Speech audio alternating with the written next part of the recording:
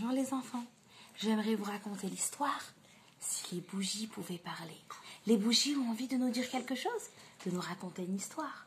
Écoutons-les. La bougie rouge prend la parole. Il y a longtemps, les Juifs vivaient en Eretz Israël.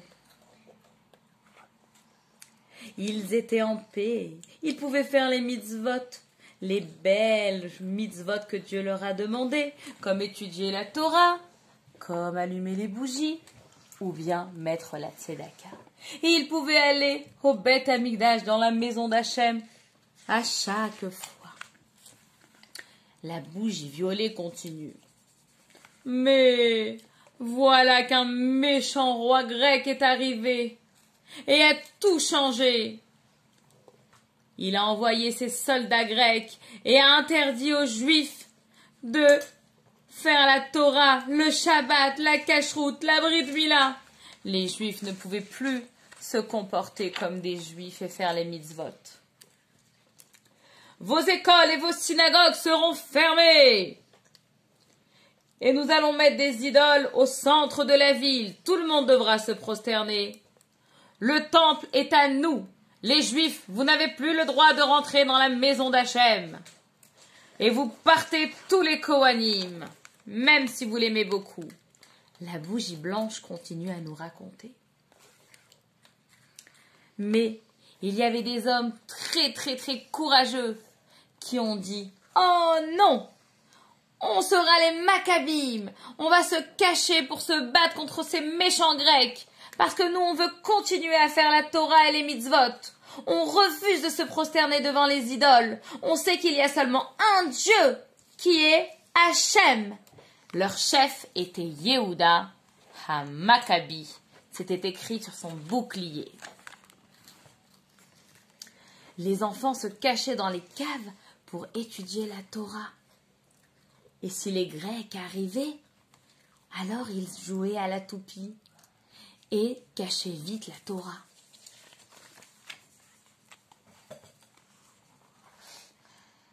La prochaine bougie à parler est la bougie bleue.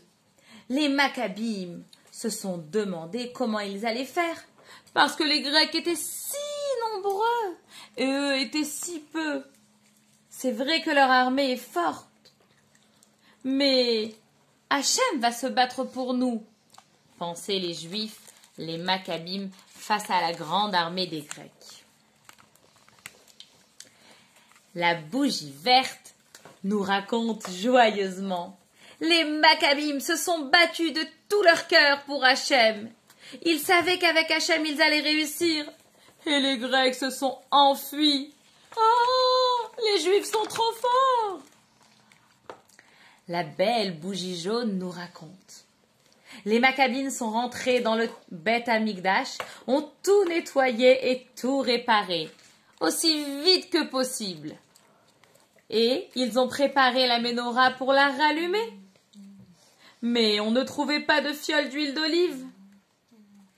Enfin, on en trouva une seulement. Mais à l'intérieur, il y en avait assez pour un jour. Un jour seulement. Est-ce que ça allait suffire? Dit la bougie orange. Eh oui, le Kohen choisit d'allumer la menorah. Et elle brûla pendant 8 jours. Quand on peut faire une mitzvah, on doit la faire tout de suite. 1 jour, 2 jours, 3, 4, 5, 6, 7, 8 jours. La petite fiole d'huile brûla. Elle dura très longtemps. Oh là là! La bougie rose nous raconte aussi. C'est pour ça que maintenant les Juifs aussi allument une Hanoukia. Les Juifs sont contents. Ils peuvent allumer, se rappeler du miracle. Et puis pendant Hanouka, ils font plein de mitzvot. Ils peuvent aller voir des malades, aider une dame âgée, préparer de la nourriture pour les pauvres. Et évidemment, manger des bons beignets parce qu'ils sont frits dans l'huile et ça nous rappelle le miracle de la petite fiole d'huile qui a duré 8 jours au lieu de 1 jour. On peut allumer avec des jolies bougies ou de l'huile d'olive, mais allumées tous les jours de Hanouka. Chaque jour, on en allumera une de plus. Une le premier jour, 2, 3, 4, 5, 6, 7, 8 pour le 8e jour de Hanouka. Chaque fois, une bougie en plus, chaque soir. Et puis ensuite, pour se rappeler des Juifs qui ont étudié la Torah et ont fait semblant de jouer à la toupie, les enfants jouent à la toupie. Nun, Gimel, Hei, Shin. On mange des bons beignets soufganiot et des bons latkes pour se rappeler le miracle de la fiole d'huile.